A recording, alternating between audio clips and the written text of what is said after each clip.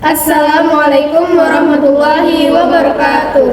Yang terhormat Bapak Hardiansyah Masya MPD, selaku dosen pengampu mata kuliah Konseling Multikultural Sosio Antropologi, izin memperkenalkan diri. Saya Raina Khairinisa dengan NPM 2311080103, dan saya Alif Angelina Sasabila dengan NPM 2311080008. Dan saya Rika Syami Dapertiwi dengan NPM 2311080041. Kami dari kelompok 2 akan mempresentasikan materi kami yang berjudul The Impact of Culture in Multicultural Teams.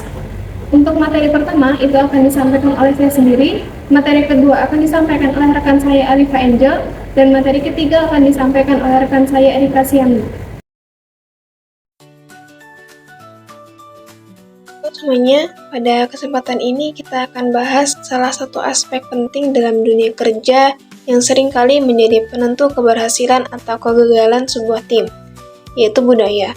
Lebih khusus lagi, kita akan melihat bagaimana budaya itu berperan besar dalam kerja tim multikultural team yang anggotanya itu berasal dari berbagai latar belakang budaya, etnis, bahasa, dan nilai-nilai yang berbeda. Untuk budaya, apa sih itu budaya? Secara sederhana, budaya itu bisa diartikan sebagai kumpulan nilai-nilai, kepercayaan, kebiasaan, norma, dan cara berpikir yang dianut oleh suatu kelompok masyarakat. Budaya ini tidak terbentuk secara instan, melainkan merupakan hasil dari proses panjang yang dipengaruhi oleh berbagai faktor, seperti lingkungan, sosial, agama, sistem pendidikan, sejarah, dan pengalaman hidup sehari-hari. Baik, untuk materi selanjutnya akan disampaikan oleh Alifa Angel. Padanya dipersilakan. Baik, terima kasih moderator. Di sini saya akan menjelaskan materi selanjutnya, yaitu teori nilai budaya dan penerapannya dalam dinamika tim. Nah, untuk materi yang saya bahas kali ini lebih teoritis, tapi sangat penting untuk memahami kenapa orang yang berbeda budaya itu sangat berbeda dalam situasi kerjasama tim. Dalam dunia akademik, ada beberapa teori atau yang disebut dengan framework atau kerangka untuk memahami atau mengkaji perbedaan budaya ini. Yang pertama dan yang paling terkenal adalah dimensi budaya dari Kurt Hofstede. Jadi, Hofstede ini menjelaskan bahwa budaya suatu negara bisa dilihat dari beberapa dimensi, seperti yang pertama, individualisme versus kolektivisme. Jadi, apakah orang ini lebih mementingkan diri sendiri atau kelompok? Lalu ada power distance, jadi seberapa besar jarak antara atasan dengan bawahan. Lalu yang ketiga ada uncertainty avoidance, jadi seberapa besar nyaman orang menghadapi ketidakpastian. Lalu yang keempat ada masculinity versus femininity. Dan yang terakhir ada time orientation, apakah fokusnya itu di masa depan. Nah, selain Hofstede, ada juga nih teori dari Trompenaars dan Hamdan Turner yang menekankan pada cara orang menghadapi aturan, waktu, dan hubungan antar manusia.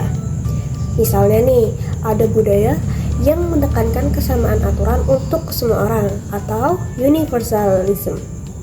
Tapi ada juga yang melihat situasi dan hubungan sebagai penentu utama atau particularism. Yang ketiga ada global project.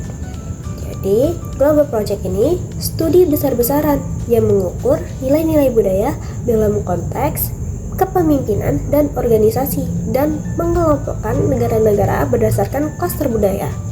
Nah, dalam materi ini, semua teori itu disatukan nih dalam satu model integratif yang tujuannya adalah membantu memahami perilaku anggota tim multikultural dengan lebih praktis.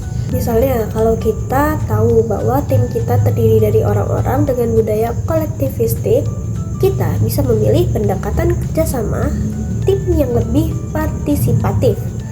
Jadi, teori-teori ini bukan cuma untuk dipelajari, tapi juga untuk dipakai dalam merancang strategi komunikasi, pembagian tugas, dan cara mengambil keputusan dalam tim. Sekian materi dari saya kembalikan ke moderator. Baik, terima kasih Alifa Angel. Materi selanjutnya akan disampaikan oleh Erika Siami, kepadanya dipersilakan. Oke, terima kasih kepada moderator. Yang selanjutnya itu materi yang ketiga yang akan saya jelaskan mengenai strategi pengelolaan perbedaan budaya dan implikasinya terhadap kinerja tim. Yang pertama itu budaya mempengaruhi gaya komunikasi, kepemimpinan, penyelesaian masalah, dan konflik. Dengan adanya perbedaan budaya, komunikasi bisa berbeda, dan mungkin penyelesaian dari permasalahan itu juga bisa berbeda. Contohnya budaya hierarkis dan egaliter. Nah, pada budaya ini itu ada perbedaan penyampaian pendapat. Nah, perbedaan-perbedaan hal tersebut dalam kerjasama tim bisa menjadi pisau dua arah. Tim multikultural itu berpotensi memiliki ide yang lebih banyak atau lebih kreatif, tapi itu hanya efektif jika pengelolaan perbedaan budaya itu dilakukan secara baik dan benar. Nah, bagaimana sih cara mengatasi atau mengelola tim multikultural itu agar efektif? Yang pertama itu bisa hybrid team culture, yaitu menerapkan nilai-nilai kerja bersama yang disepakati bersama. Yang pertama itu ruang bicara yang adil, dan kedua bisa menggunakan kritik disampaikan dengan cara yang konstruktif. Yang kedua itu adalah pemimpin itu harus bisa menjadi jembatan antara anggota satu dengan anggota yang lainnya yang mungkin memiliki perbedaan pendapat atau ide, sehingga bisa menyatukan apa yang mereka bawa masing-masing menjadi hal yang lebih positif atau lebih baik. Yang selanjutnya itu adalah saling percaya. Nah, kenapa sih kita harus melakukan pengelolaan tim multikultural itu dengan baik? Agar menciptakan kepercayaan, kohesi, dan komitmen efikasi tim. Nah, selanjutnya apa sih dampaknya? Dampaknya itu adalah kepuasan kerja yang tinggi, pembelajaran tim yang lebih meningkat karena lebih memiliki banyak kepala tetapi bisa satu tujuan. Yang terakhir itu bisa meningkatkan kinerja tim itu tadi lebih menjadi maksimal. Sekian dari saya kembalikan ke moderator. Sekian presentasi dari kami, kurang lebihnya kami mohon maaf. Kami akhiri. Wassalamualaikum warahmatullahi wabarakatuh.